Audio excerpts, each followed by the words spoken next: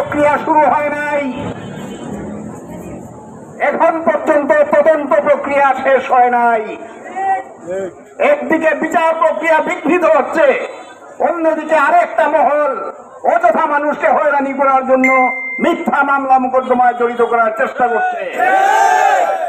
এই সব দিক বিবেচনায় নিয়ে আমরা দাবি করি অবিলম্বে তারা আমাদের ছেলে, আমাদের সন্তানের বুকে বুলেট পাঠিয়ে হত্যা করেছে, যাদেরকে পঙ্গু করেছে, যাদেরকে নিশ্চিহ্ন করে দিয়েছে, তারা যে দেশের, বিশ্বের যে দেশেই থাকুক না কেন, শেখ হাসিনা সহ সকলকে দেশে ফেরত আনা হোক।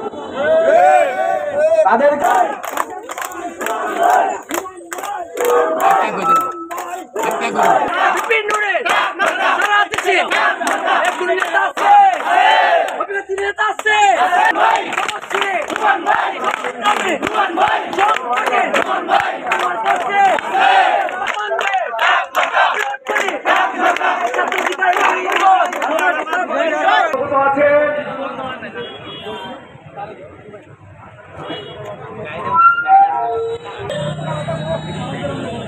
পাঁচ দফা দাবিতে স্মারকলিপি প্রদান করেছিলাম।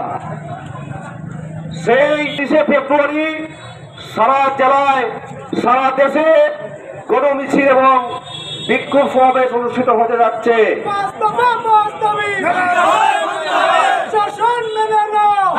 এখানে উপস্থিত একমাত্র রাজনৈতিক সংগঠন যেটা জনগণের স্বার্থে, জনগণের অধিকারের স্বার্থে সার্বক্ষণিক কথা বলে যাচ্ছে।